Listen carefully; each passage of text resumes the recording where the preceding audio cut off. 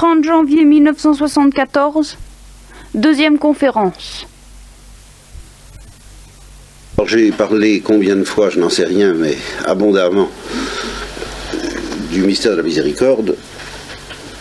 Comme je ne peux pas le négliger et passer à pieds joints, je m'excuse auprès de ceux qui m'ont entendu plusieurs fois là-dessus. Je ne vais pas leur apporter grand-chose de nouveau pour le début.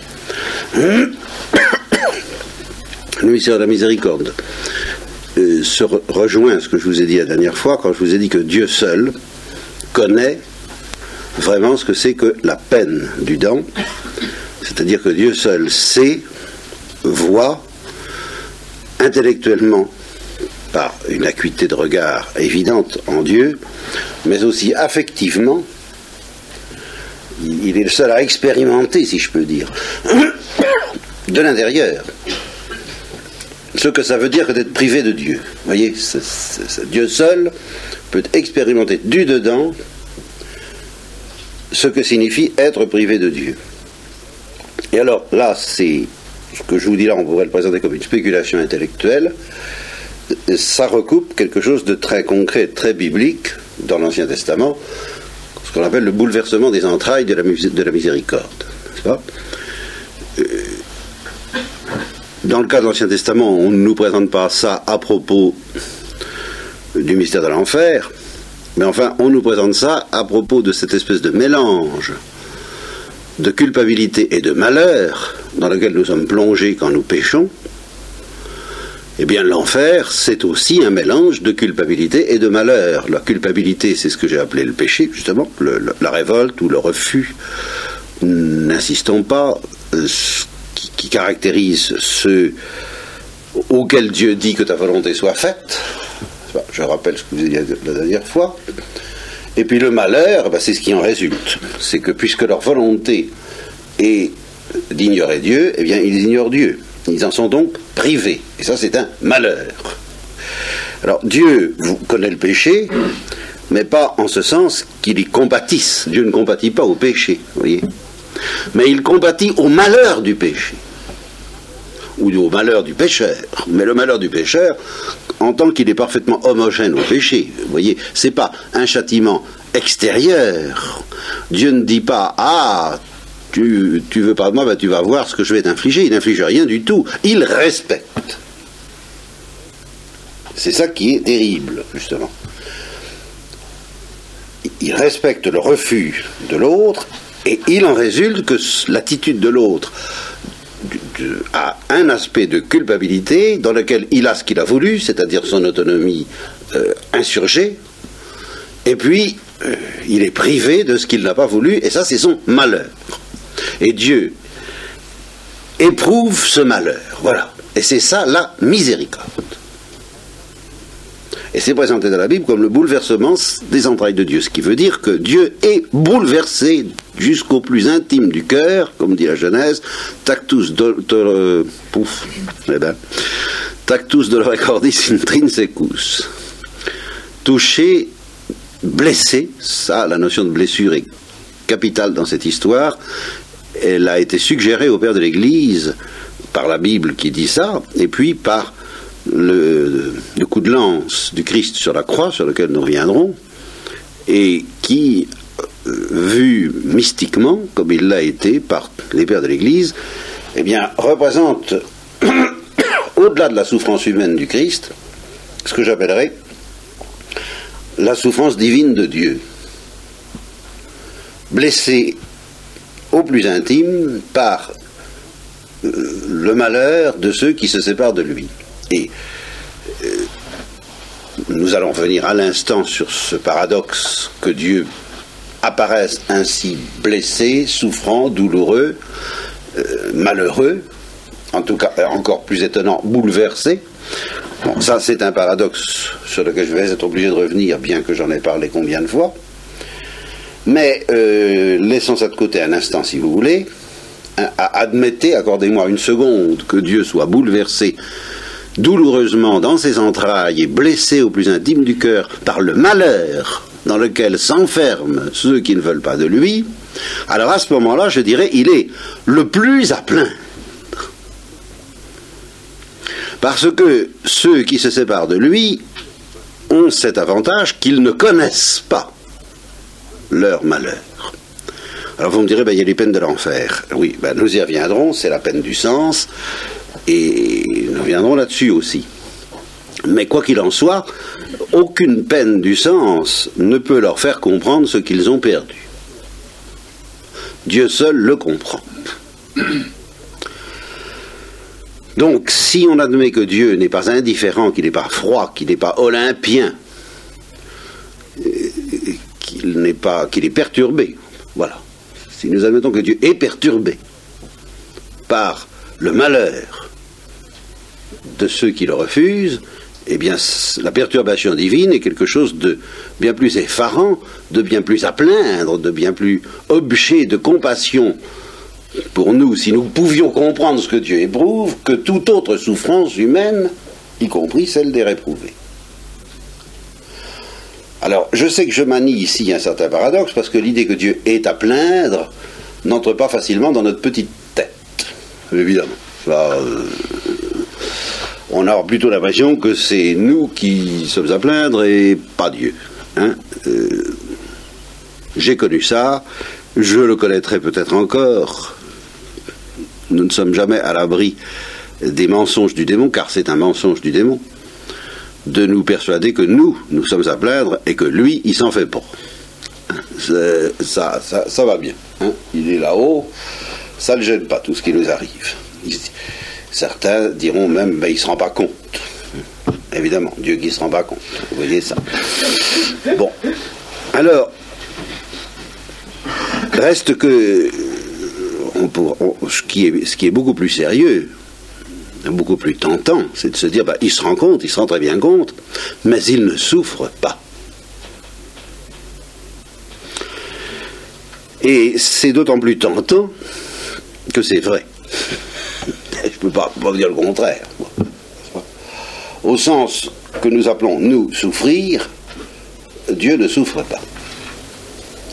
Par conséquent, il faut que pour la N+1e fois, auprès de certains, et pour la première auprès d'autres, j'essaie de vous expliquer pourquoi je ne peux pas vous permettre d'en rester à cette formule. Pourtant vraie.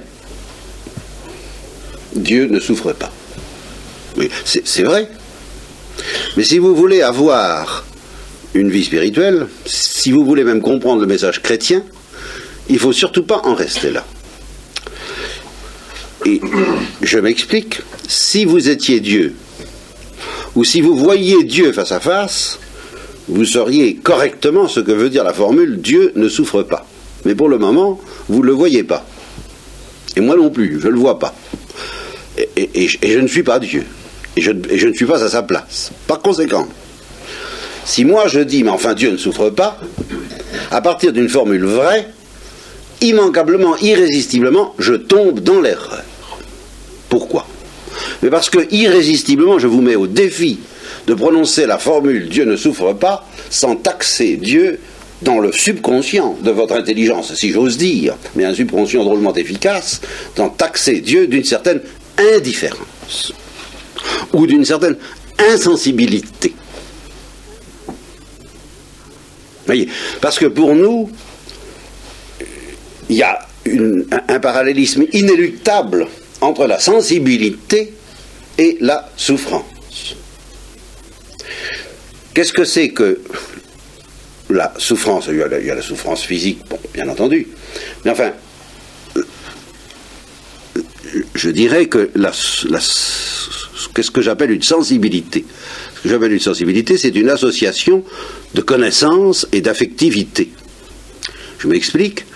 Vous voyez quelqu'un, bon, le fait de le voir, si vous l'aimez, la coïncidence entre la vision de ce personnage et puis l'amour que vous avez pour lui, ou la haine que vous avez pour lui, je ne sais pas, enfin une réaction affective quelconque, ça provoque ce que j'appelle une réaction de sensibilité. Bon.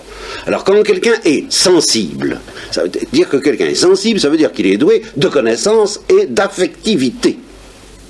À la fois, il reçoit des informations et il réagit affectivement aux informations en question. Si elles sont agréables, eh bien il est content. Si elles sont désagréables, il n'est pas content. Enfin, c'est très simple. Vous voyez, si quelqu'un est très bien informé mais qui réagit bon, ça ne lui fait rien. Hein? Il est l'ordinateur martien dont rêvent certains sous le nom qu'ils appellent surhomme, n'est-ce pas? Je l'avais dit une fois, qu'on s'imagine un peu le surhomme comme quelqu'un qui n'a pas de sensibilité. Vous voyez? Justement, parce qu'on tombe dans le piège que je suis en train de dénoncer, à savoir qu'on se figure l'impassibilité, c'est-à-dire l'indifférence, l'insensibilité comme une supériorité.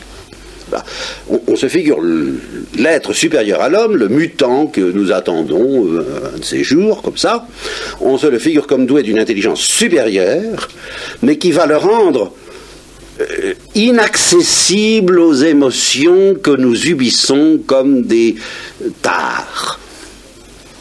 Oui, parce que du fait que les émotions nous entraînent à faire des bêtises, bon, et du fait que, même si elles ne nous entraînent pas à faire des bêtises, elles nous mettent dans un état de dépendance. Vous voyez, quand on aime quelqu'un, ben, on est dépendant de lui. S'il vient pas, on est embêté. Si on désire. S'il est là, on est content. Mais enfin, ça... On se dit pourquoi est-ce que je l'aime? Ben, je l'aime parce qu'il m'apporte quelque chose. Donc s'il n'était pas là, je ne l'aurais pas.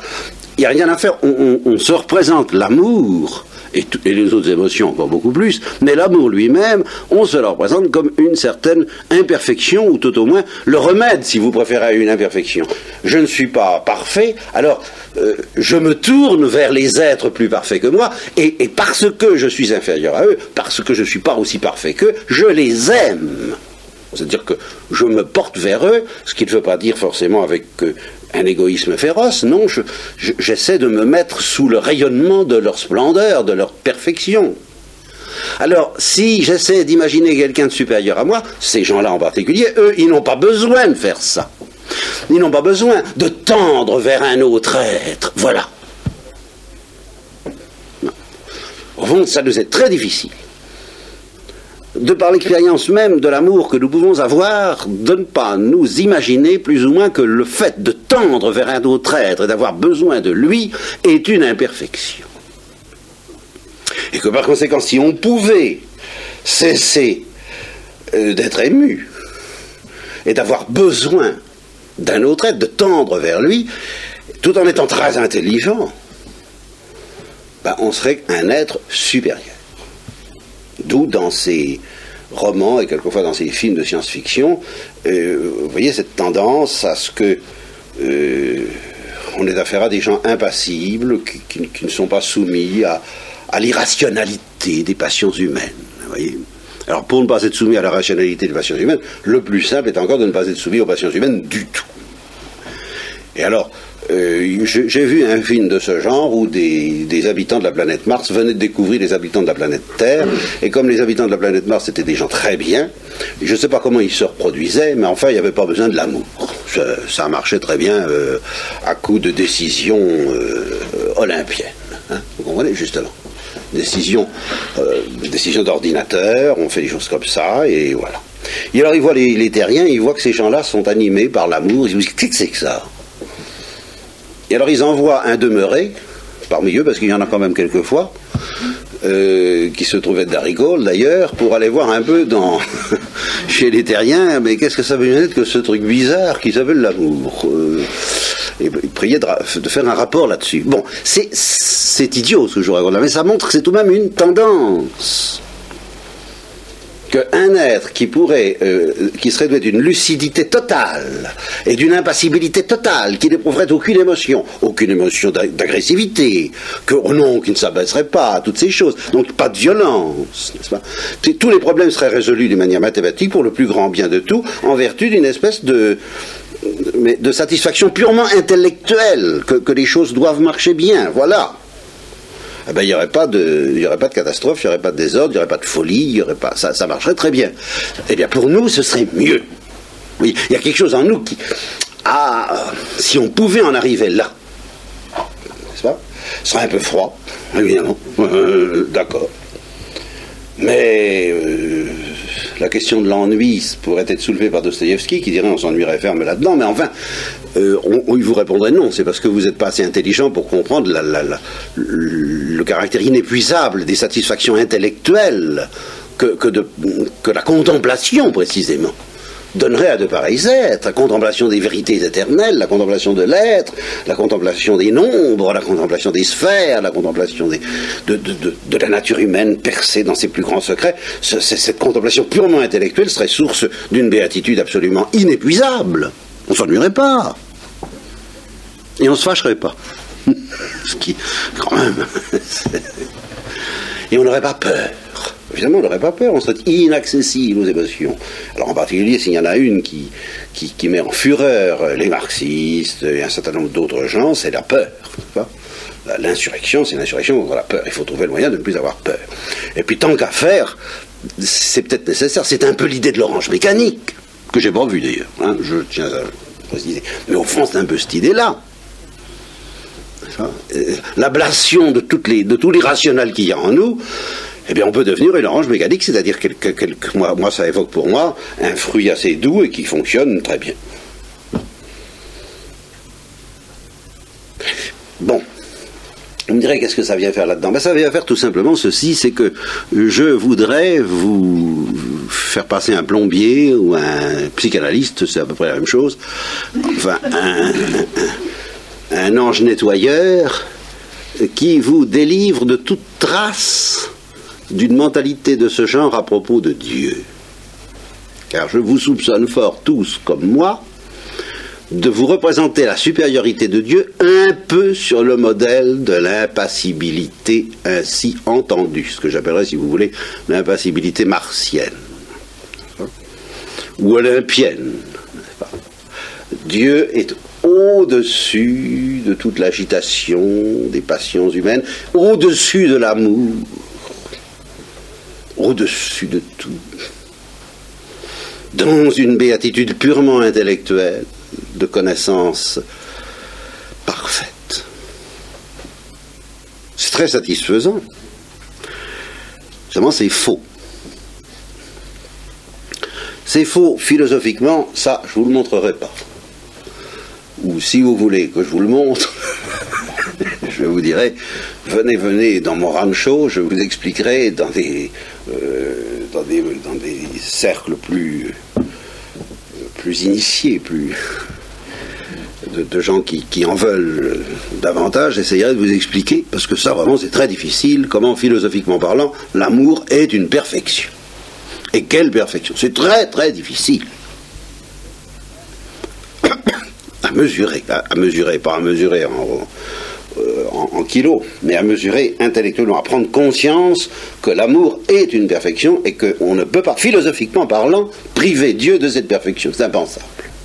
Et que l'amour, c'est pas purement et simplement la connaissance saturée d'harmonie d'un être qui par ailleurs aurait une plénitude. Non, l'amour, ça a une note originale que nous connaissons par expérience, dans un contexte d'imperfection, dans un contexte de tremblement, dans un contexte d'irrationnel, de passion, de désordre, de tout ce que vous voudrez, mais à travers tout ça, nous connaissons une perfection pure, au point de vue métaphysique.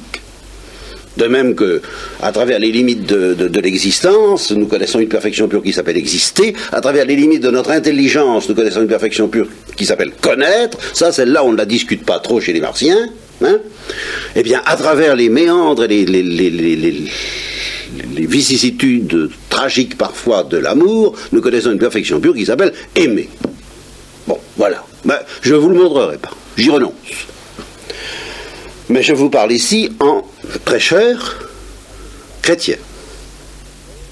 Donc, au nom de la Bible, je dis alors là non. En tout cas, au fond, je vous permets de douter. Tout ce que je vous demande, comme je vous le demande toujours une fois pour toutes, c'est de ne pas faire les choses à moitié. Si vous croyez, il faut croire. Si vous ne croyez pas, il ne faut pas croire. Et si vous doutez, il faut douter. Là. Hein? Mais vraiment. C'est très difficile. Hein? Je radote sur ce point. Je suis un grand radoteur de ces petites choses-là, qui n'ont l'air de rien. Hein? C'est ma santé, c'est ma morale. Et j'ai bien du mal à l'obtenir, parce que les gens doutent, croient, ne croient pas, enfin c'est une salade. Et dès qu'on essayait d'appuyer sur un bouton, par exemple, ils disent j'ai la foi, on appuie sur le bouton. Bon, je fais appel à votre foi. Pan, on tombe sur du doute. Bon, ben alors faut douter. Ah, pan, ah non, je doute pas tant que ça. Vous ne croyez pas du tout. Ah, si je doute. Enfin, vous comprenez, c'est ça, la bille vous glisse constamment entre les doigts. Parce que personne ne va jusqu'au bout, ni de la foi, ni du doute, ni de la crédulité. Bon, et bien dans cette question-là, c'est particulièrement grave. Parce que je dis douter si vous voulez. Mais alors douter. Qu'est-ce que ça veut dire? Ben, ça veut dire je ne sais pas s'il y a de l'amour en Dieu. Voilà. Bon, ça, c'est votre droit. Mais, ce qui n'est pas votre droit, c'est d'y mettre un peu d'amour. Voilà. Toujours le un peu, ce que j'ai appelé la métaphysique de l'esprit humain. Un peu d'éternité, un peu de Dieu, pas, comme disait Scarpi, n'est-ce pas, à propos du voyage du pape en Israël, un peu de pape c'est bien, mais trop de pape c'est trop, parce que les journaux en parlaient tout le temps. Eh bien, un peu de Dieu c'est bien, mais trop de Dieu c'est trop. Et un peu d'amour en Dieu, mais trop d'amour, non. Et voilà où je marche pas. Moi, je vais mettre en Dieu trop d'amour ou pas du tout. Ah, faut choisir. Je doute. Eh bien, doutez. Mais pas de compromis. Hein? Le Dieu de la Bible est un Dieu qui aime. Bon, alors vous doutez, bon, soit. Doutez tant que vous voudrez. Mais ne vous fabriquez pas un intermédiaire entre le Dieu de la Bible qui aime et le Dieu des Martiens qui n'aime pas. Ça, non, pas d'intermédiaire. Pas de côte mal taillée. Pas de Dieu qui aime un peu. C'est ça que je refuse absolument. Je veux un Dieu qui aime follement, et alors un Dieu qui aime follement, c'est un Dieu sensible, enfin quand même, quoi. Alors on va dégringoler dans des paradoxes ahurissants. Ben oui, parce que connaissance plus amour égale sensibilité. Et connaissance infinie plus amour infini, puisque je n'accepte pas un amour fini en Dieu. Vous comprenez, c'est ça. J'accepte un amour, j'accepte pas d'amour du tout. Si vous voulez, vous en prenez les risques. C'est votre affaire. Mais de l'amour un peu, pas trop, ne le cacheront pas, enfin il s'occupe de nous, mais enfin tout de même à moitié, enfin non. Il s'occupe de nous en épluchant chaque cheveu. Ou il s'en occupe pas du tout. Voilà. Oui, d'accord, doutez. C'est le salut, je dirais presque. Parce qu'à force de douter, on trouve. Mais ne faites pas une côte mal taillée en vous disant il s'occupe encore à peu près de la racine des cheveux, mais alors à partir de 3 cm, il ne s'occupe plus parce que vraiment, je ne vois plus. Ah ben non. Donc connaissance infinie plus amour infini égale, équation mathématique bien sensée, sensibilité infinie. Sensibilité infinie face à un être qui nous refuse égale souffrance infinie. Voilà, vous dire, bah oui, mais il ne souffre pas. Eh bien d'accord. Ben, ça veut dire qu'il nous défie. Il nous défie de comprendre. Ben, ne trichons pas. Ne prétendons pas comprendre. Vous comprenez, il y a toute une ligne de raisonnement authentique par lesquels on va établir que Dieu ne souffre pas. Je les connais. Il est l'acte pur. Alors là, je vous fais grâce, mais enfin... je maintiens ça, il y a tout un bout de la chaîne, c'est aussi mystérieux que la prédestination et le libre arbitre.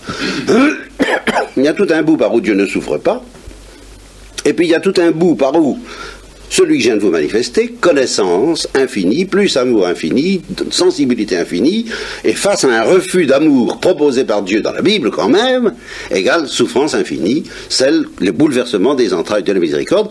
Et je peux déjà vous ajouter quand même une petite nuance qui va vous montrer que c'est pas si cinglé que ça mon affaire. C'est qu'il ne s'agit pas d'une souffrance qui viendrait de ce qu'à Dieu il lui manque quelque chose. Non, c'est une souffrance qui vient de ce que manque quelque chose à quelqu'un que Dieu aime. Ah, voilà. Et c'est là où je dis souffrance infinie. De la part de Dieu en Dieu. Et en même temps, je dis pas de souffrance par un autre bout. Je tiens les deux bouts de la chaîne parce que je suis ravi de ne rien y comprendre. Parce que là, je suis sûr d'être affronté à Dieu. Mais si je crois comprendre et arranger les choses, c'est que je n'ai pas affaire à Dieu. Si Dieu ne me met pas en déroute, je ne suis pas... Ceci dit, tout ce que je vous raconte, doutez. Mais n'inventez pas un petit truc tel que, 3 poinçons ou 3 onces de ce que je dis, 1 once de ce que vous pensez, un peu de mentalité rationalisante et douteuse, un peu de... Et puis, voilà. Non. Soyez écartelés, croyez-y ou n'y croyez pas, doutez tant que vous voudrez, mais ne trichez pas, c'est insoluble ce que je vous dis là. C'est insoluble au niveau de notre petite raison humaine. Et je dis heureusement, c'est un signe que probablement nous sommes branchés, comme un radar ou une antenne qui essaie de capter les ondes du ciel, nous sommes branchés vraiment sur la réalité divine. Alors, pour vous aider à comprendre ça d'une manière concrète, que Dieu souffre non pas parce qu'il lui manque quelque chose, sans quoi évidemment ce ne serait plus Dieu, mais parce que manque quelque chose, manque le bonheur, manque le bonheur absolument nécessaire, n'est-ce pas, à quelqu'un que Dieu aime, et je maintiens quelqu'un que Dieu aime. Pour vous aider à comprendre ça, j'ai cherché un théologien. Je m'excuse auprès de ceux qui connaissent d'avance le théologien en question. Remarquez que si je demandais, je ne sais pas si tout le monde lèverait la main. Alors, un théologien qui, justement, il a fallu chercher, puisque c'est une question de cœur, puisque c'est une question d'amour, il faut aller chercher un théologien du côté des gens, des êtres qui comprennent l'amour. Et il se trouve que le Créateur a réparti les choses d'une manière qui n'est pas complètement hermétique, sans quoi d'ailleurs je ne vous parlerai pas comme ça. Mais enfin, il a réparti un peu en gros les choses entre les deux sexes. Soit hommes et femmes, un peu. Enfin, théoriquement, les hommes devraient être plus intelligents et les femmes plus aimantes. Ce qui veut dire d'ailleurs que les femmes sont plus intelligentes en ce qui concerne les choses de l'amour. Plus intuitives, c'est ce qu'on dit. Et ce qui veut dire aussi que grâce aux femmes, les hommes peuvent entrevoir ce que c'est que l'amour. Je ne sais pas s'ils y arriveraient sans les femmes. J'ai de grandes perplexités à ce sujet. Enfin, je ne suis pas perplexe du tout, parce que la situation se produit pas, mais enfin, je suis à peu près convaincu que, imaginez, enfin, un monde, non seulement un monde sans femmes, ça encore, un monde sans femmes, ça marcherait très bien, parce que les hommes en auraient envie. Mais je parle d'un monde dans lequel les hommes n'auraient même pas envie, et ni le soupçon de ce que peut être une femme. Hein, imaginez ça. Les martiens, voilà, les martiens. Bon, je suis pas sûr qu'ils pourraient soupçonner ce que signifie l'amour. Je suis, en tous les cas, de quelle manière Dieu nous aide-t-il à le comprendre concrètement? C'est tout de même un peu grâce à la sensibilité féminine. Donc il faut que j'aille chercher un théologien parmi les femmes. Il n'y en a pas beaucoup. Il faut reconnaître que l'Église, qui est misogyne comme chacun sait, bien qu'elle soit féminine par son nom, Mater Ecclesia, n'est-ce pas, la mère Église misogyne, pourrait faire un sigle MEM, n'est-ce pas? Bon, Mater Ecclesia misogyna. Eh bien, la mère Église, donc misogyne, n'a pas l'air d'encourager beaucoup. Elle a fait des docteurs, remarquez. Il y a des docteurs de l'Église féminins. Hein. Il y a Thérèse d'Avila, il y a Catherine de Sienne. À mes yeux, il y a Thérèse de l'Enfant Jésus. Et comment qui pourrait être vraiment le docteur de l'amour. Bien. Mais enfin, comme théologien, c'est pas très courant, alors je vais chercher Madame de Sévigné. Voilà. Parce qu'elle avait du cœur. Et parce qu'elle avait l'intelligence du cœur, et parce que providentiellement peut-être, elle avait l'intelligence du cœur face à une fille qui n'y comprenait rien du tout, parce qu'il y a tout de même quelquefois des femmes qui n'y comprennent rien, à l'amour, ça arrive. Alors c'était le cas de Madame de Grignan, elle n'y comprenait strictement rien. Et ça aiguisait d'autant plus, Dieu sait ce qu'il fait, la sensibilité, précisément, la sensibilité de Madame de Sévigné, qui a souffert une espèce de martyre toute sa vie, de par l'insensibilité de Madame de Grignan, vous qui naquîtes toute belle, à l'indifférence près, lui dit La Fontaine. Voilà, elle lui envoie ça comme ça. Bien. Eh bien, justement, Madame de Sévigné disait à Madame de Grignan, qui était malade, qui avait mal à la gorge, « J'ai mal à votre gosier. » Ça, c'est une formule de génie. C'est une formule d'amour. Vous comprenez ? Voilà, les gens qui aiment comprennent. Et ils comprennent que précisément, plus on est heureux, plus on est parfait, plus on manque de rien, comme on dit, plus on est capable d'avoir cette générosité qui nous rend malades du malheur de l'autre. Et je suis obligé de vous mettre en garde, comme je l'ai fait également 25 et combien d'autres fois, contre un des trucs favoris de ce que j'ai appelé la métaphysique des dames de charité. En un temps, il y a longtemps, ça il y a des années, ce que j'appellerais la morale chrétienne, parce que la morale chrétienne, ça peut être extrêmement dangereux. Vous comprenez, ce bouleversement dont je parle là, avoir mal aux autres, qui est le mystère de la miséricorde divine, dont j'essaie à peine de balbutier les rudiments en ce moment. Bon. Eh bien, quand ça nous arrive dessus, ce qui est le don de Dieu, on ne sait pas où ça va nous entraîner, hein. Et on sait où ça commence, on ne sait pas où ça finit, ces trucs-là. Hein.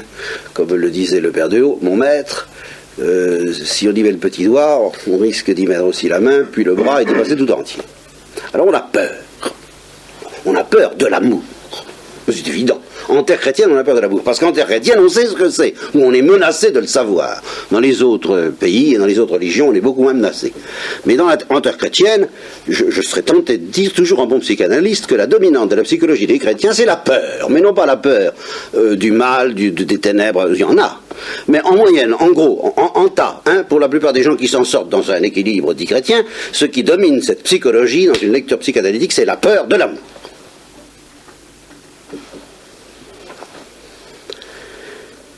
Alors, qu'est-ce que je voulais dire? Moi, je m'excuse, j'ai un trou. Attendez. C'est à propos de Madame de Sévigné, n'est-ce pas, qui dit j'ai peur. Voilà, c'est ça. Alors, les chrétiens sentent bien, beaucoup mieux. Vous sentez très bien ce que je dis, parce que je sais que vous avez la grâce qui vous travaille, alors je ne suis pas inquiet. Hein. Donc vous sentez très bien ce que je veux dire là, et où ça peut entraîner l'amour. Seulement, vous le sentez très mal, mais ça revient au même. Ça revient à le sentir qu'on peut le sentir, quoi. Bien. Alors, on emploie toutes sortes de trucs pour fuir cette prise de conscience. Alors, parmi ces trucs, il y en a un qui est très connu et largement dénoncé par les prédicateurs et qui s'appelle le péché. Alors ça, je ne vais pas insister là-dessus. Mais je vais insister sur l'autre truc, sur lequel insistent aussi les prédicateurs, mais pas comme il faut, à mon avis, aujourd'hui, et qui est la vertu. Et je vais même plus loin, la charité. La charité définie, et ça je ne l'ai pas inventé, ça courait dans les couloirs de mon séminaire ou de mon studentat, hein. La charité définit l'amour dont on aime ce qu'on n'aime pas. Voilà. Vous comprenez? C'est-à-dire, devant le malheur d'autrui, il y a trois solutions. Il y a s'en foutre vraiment. Cyniquement, endurcir son cœur, fermer ses entrailles, et puis, fini. Crève si tu veux, suis-je chargé du soin de mon frère? Bon, ça c'est une solution, elle est archi dénoncée, je ne recommencerai pas, je ne vous ferai pas l'injure de vous y... Bon, etc. Bien. Mais, deuxième solution, pour qui ne veut pas se laisser toucher et bouleverser par la misère d'autrui, il y a une deuxième solution, je la dénonce, parce que je vous dis, faites attention, faire du bien. Et fermer les yeux. C'est une solution, ça, je dis, c'est ça qui domine la psychologie chrétienne. Parce que on est à l'abri, on ne regarde pas parce qu'on serait bouleversé. Mais comme on ne veut pas, on a peur aussi quand même d'endurcir son cœur, de pécher, on nous prêche la charité, alors eh bien on va la pratiquer. Et comme on ne peut pas faire tout, qu'est-ce que vous voulez? Qui fait tout? Ben, évidemment, personne ne fait tout. Hein, même pas le père Kolbe. Hein, personne ne fait tout. Alors, c'est bien normal de faire des choses limitées. Et alors, on ne va pas tout de même penser à tout ce qu'on pourrait faire qu'on ne fait pas. Enfin, vous voyez, toujours en termes de ce qu'on va faire. Et j'en reviens à ce que je vous avais dit la dernière fois, ou l'avant-dernière, qu'il y a des cas où il n'y a pas autre chose à faire que de pleurer. Alors ça, on s'en dispense au nom de la charité.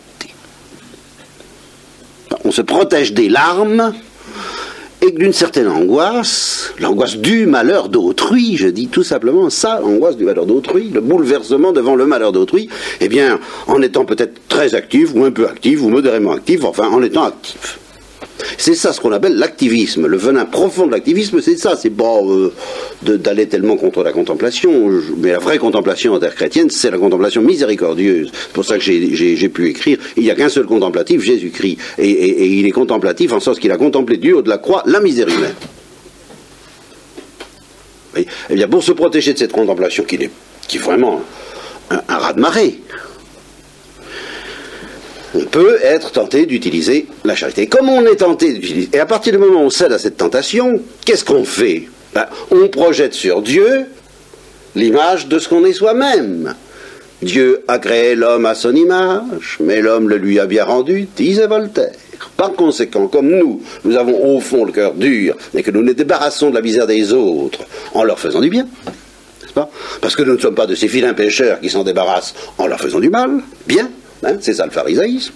Bon, eh bien, comme on fait ça, on s'imagine que Dieu en fait autant. On se dit, il s'en fait pas. Il distribue ses biens.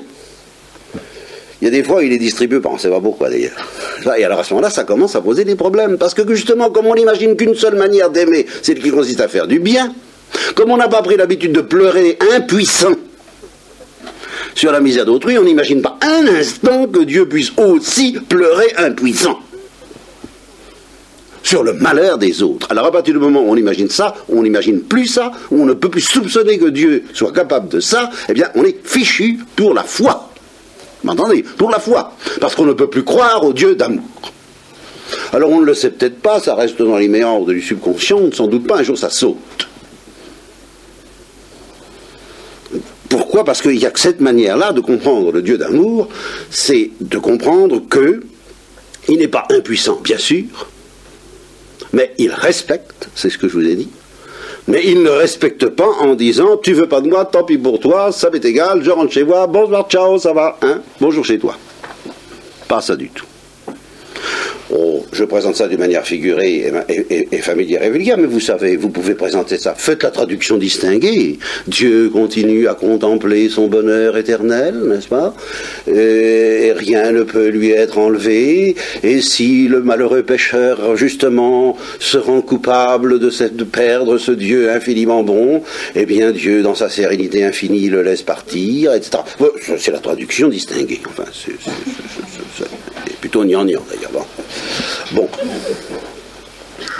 Mais ça revient à ça. Ce que j'essaie de vous faire pressentir ce soir, d'une manière que je ne m'y attendais pas d'ailleurs, parce que c'est quelque chose qui ne me tracasse pas au point de vue intellectuel, parce que c'est réglé depuis longtemps, mais qui me tracasse au point de vue essayer de le faire comprendre, de le faire sentir. Ça, c'est difficile, ça. Hein. Ce que je voudrais vous faire sentir justement ce soir, c'est qu'il faut choisir. Ou bien un Dieu métallique, aseptisé, insonorisé, eh bien oui, dans lequel justement le mal ne retentisse pas, qui est à l'abri, ou bien un Dieu qui est à l'abri, ou bien un Dieu qui n'est pas à l'abri. Ayez des doutes, mais choisissez ou ne choisissez pas, mais ne trichez pas, n'inventez pas une cote mal taillée, un Dieu demi-insonorisé. Mal insonorisé, mais tout le monde quand même, enfin voilà, vous voyez. Voilà ce que je voudrais, vous savez, c'est métaphysiquement très difficile ce que je vous demande là. Hein. Alors, si on joue le jeu jusqu'au bout, je peux vous aider encore par un petit truc plus technique, si vous préférez. Hein. Je vais vous parler un petit mot de ce qu'on appelle les trois voies, pour vous aider à comprendre à quel point il faut faire très attention à propos de cette proposition, Dieu ne souffre pas. Alors dans les trois, qu'est-ce que ça veut dire les trois voies? Ben, c'est une règle du jeu, c'est un mode d'emploi à propos de tout ce qu'on dit de Dieu en terre chrétienne et en terre philosophique en général. Il y a un mode d'emploi à bien respecter si on ne veut pas, justement, à l'occasion, c'est ça les trois voies, c'est la technique, qui est un remède à la bêtise humaine. Et au très grand danger que nous fait courir constamment la bêtise humaine, à savoir de se servir d'une vérité indiscutable pour ne rien y comprendre. Voilà. Il y a des vérités indiscutables, mais nous sommes toujours menacés de nous enraciner solidement dans ces vérités indiscutables, et puis pour rien comprendre à rien, même déjà au plan métaphysique. Alors les trois voies sont un exercice pour délier les doigts qui interdit cette espèce de confort mortel de l'intelligence et du cœur à propos des vérités concernant Dieu. Par exemple, Dieu est bon. Il y en a qui se sont beaucoup endormis là-dessus. Hein. Ça, c'est plus tout à fait le cas, mais ça a existé. Il n'y a pas besoin de s'en faire. Dieu est bon. Alors, je suis tranquille et je m'endors de ce sommeil qui fait que je ne me laisse pas beaucoup interpeller, comme on dira aujourd'hui. Enfin, disons, déranger, je préfère, par le malheur, la souffrance et la réprobation éternelle de certains. Bon, Dieu est bon. Alors, justement, les trois voies vous disent, attention, c'est pas si simple que, ou plutôt c'est beaucoup plus simple, mais c'est pas si facile que vous pensez, parce que vous avez vous faites une petite idée de la bonté qui est vraiment pas piquée des hannetons, celle que je viens de dire. Faire du bien. Alors si c'est ça pour vous la bonté, excusez-moi, mais voie négative, Dieu n'est pas bon. Au sens de votre bonté à vous, hein, eh ben Dieu n'est pas bon. C'est ça la voie négative. La voie d'affirmation, c'est de dire Dieu est bon. La voie de négation, c'est une voie paradoxale qui démolit le confort dangereux et mortel de ceux qui utilisent les vérités pour se protéger de la vérité. Ça, c'est un exercice constant. Hein. Utilise des certitudes pour se protéger de l'interrogation, sans laquelle nous n'atteignons pas la vérité métaphysique. Et encore bien moins la vérité religieuse et spirituelle. Alors, la voie négative, Dieu est bon. Pas là là, ça ressemble à rien de ce que vous appelez bonté, Dieu. Dieu n'est pas bon. Dieu est sage, ça ressemble à rien de ce que vous appelez sagesse. Dieu n'est pas sage, Dieu n'est pas être, Dieu n'est pas vie, Dieu n'est pas amour, Dieu n'est pas tout ça, etc. Hein? Bon. Puis quand on a fait ça, ben alors qu'est-ce qui reste? Ah, alors, on vous dit attention. Si j'ai refusé de dire que Dieu est bon, que Dieu est sage, que Dieu est amour, que Dieu est sagesse, que Dieu est lumière, c'est par excès de sa part. C'est pas par défaut. Ou c'est par défaut de vos mots à vous. J'estime que vos mots sont tellement grossiers que ce sont des blasphèmes. Comme disait Angèle de Foligno, quand on les applique à Dieu. La bonté telle que vous, les hommes, peuvent la concevoir, c'est un blasphème de l'appliquer à Dieu. Dieu est tellement plus intensément bon que vous ne pourrez jamais le soupçonner, mais par excès. De même pour l'amour, de même pour l'intelligence, de même pour l'existence, de même pour tout. Bon, alors c'est ça les trois voies. Hein? Et il n'existe pas un seul attribut divin dont un théologien chrétien ait le droit de se servir sans avoir utilisé le mode d'emploi des trois voies, constamment. N'est-ce pas? Et c'est pour ça, c'est pour avoir ignoré les trois voies que j'ai perdu la foi pendant 10 ans, entre autres. Parce que j'avais découvert que quand on priait Dieu, on ne savait absolument pas ce que voulait dire le mot Dieu. Alors je disais, on ne peut pas prier quelqu'un dont on ne sait rien. Forcément. Eh bien, quand j'ai découvert que la théologie chrétienne vous dit Dieu existe, oui, mais qu'est-ce que ça veut dire? Je ne sais pas. Je ne sais pas. Il faudrait voir Dieu pour savoir ce que ça veut dire. Vous voyez, au fond, c'est la méthode interrogative. Dieu existe, mais qu'est-ce que ça veut dire exister? Non pas sur l'air, excusez-moi de faire une personnalité parce que de l'abbé Oraison qui diront qu'est-ce que ça veut dire, il n'est pas le seul, alors qu'est-ce que ça veut dire tout ça, Dieu existe, il n'existe pas, tout est dans tout, réciproquement, non, c'est pas ça. Mais c'est au contraire une espèce d'écrasement d'adoration. Dieu existe, ah oui, mais qu'est-ce que ça veut dire? Ce que nous appelons exister n'existe pas comparé à l'existence de Dieu. Voilà ce qu'il faut plutôt dire. Il ne faut pas dire que Dieu est non-être, car ça c'est très dangereux, mais il faut dire plutôt que les créatures sont non-être face à Dieu qui est le seul être. Et de même pour l'amour. Ce que nous appelons amour, c'est pas de l'amour. Face à cet excès d'amour qui est en Dieu, etc. Et tout à l'avenant. Et alors là, c'est une gymnastique dont un théologien n'a jamais le droit de se dispenser. Eh bien, touchant la souffrance, avec une très légère correction, capitale d'ailleurs, vous allez voir que la dialectique des trois voies, si on peut, permet d'arriver à un résultat tout de même assez précis, à savoir que la voie d'affirmation ici c'est la négation. Dieu ne souffre pas, et voilà, et je suis tranquille. Vous voyez, le confort. C'est à ça qu'on remarque que la voie dite d'affirmation, c'est que ça donne du confort. Et que c'est vrai. C'est vrai et ça donne du confort. Dieu ne souffre pas, c'est vrai, et voilà. Et quoi? Hein? Bon, alors ça c'est ce qui correspond à la voie d'affirmation. C'est une négation, matériellement, mais formellement c'est une affirmation au sens du premier degré des trois voies. Alors, moi, ce soir, je vous fais le coup de la voie négative. Je vous dis, vous avez une drôle d'idée de vous représenter ne pas souffrir. Nous avons tous, à la sauce martienne. Pour vous, ne pas souffrir, ça veut dire ne pas s'en faire. Ça veut dire être insensible. Ça veut dire ne pas être bouleversé. Bon, ben, en ce sens-là, Dieu souffre. Voie négative. Vous comprenez? Voilà. C'est la voie négative. Je vous soumets au matraquage de la voie négative, je démolis vos certitudes et je les démolis sur ce point névralgique capital qui consiste à dire tranquillement, pour se mettre à l'abri du bouleversement de Dieu, Dieu ne souffre pas. Et comment voulez-vous entendre le message de l'Évangile et ultimement le message de la croix, si quand vous voyez le Christ en croix, vous ne comprenez pas que c'est Dieu qui souffre. Vous n'y comprendrez jamais rien. Alors moi je ne peux pas... Vous voyez, on est tout de suite au cœur du message chrétien avec cette histoire-là. Si vous vous contentez de dire que c'est un homme qui souffre, vous êtes en péril d'hérésie et vous ne comprenez rien à ce que Dieu a voulu vous dire. Il ne s'est pas amusé à livrer son fils, homme, à livrer cet homme à la souffrance pour le plaisir comme ça, de s'acharner dessus, comme certains l'ont dit. Ça c'est hérétique. Donc si vous n'êtes pas capable de vous laisser matraquer dans votre certitude dangereuse que Dieu ne souffre pas, vous ne comprendrez rien au mystère de la croix, la prédication de la croix, la folie de la croix. Donc, alors je ne veux pas la peine d'être chrétien. Hein. Donc je démolis votre tranquillité en disant, ben si, au sens où vous entendez ne pas souffrir, c'est-à-dire ne pas en faire, Dieu souffre. Et infiniment, parce qu'à ce moment-là, hein, on ne peut pas faire le détail. Bien.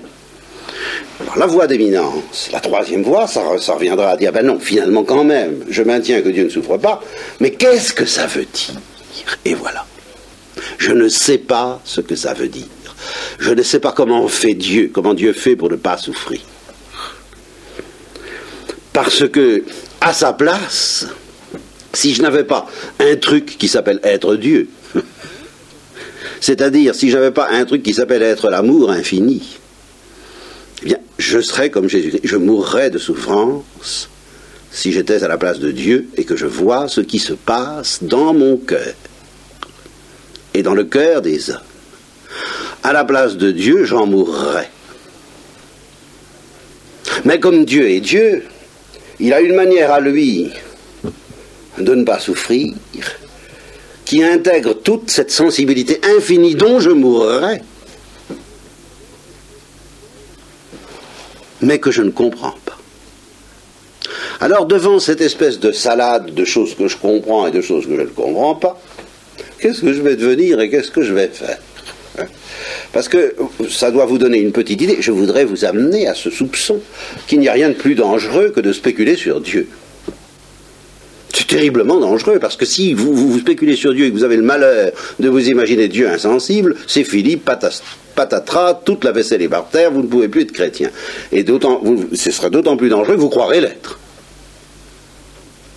Alors il vaut mieux franchement ne pas l'être. Peut-être. Hein. Bon. Alors, c'est donc très dangereux de méditer sur Dieu. Je voudrais mettre en vous, comment est-ce qu'on dit, faire passer un souffle de panique dans vos têtes, à l'idée de penser à Dieu, de quelque manière que ce soit. Et je voudrais que vous tournassiez vers moi, pour me dire, mais alors qu'est-ce que nous allons devenir intellectuellement parlant, comment faire? Eh bien, la réponse est très simple, étant donné que justement, il est extrêmement...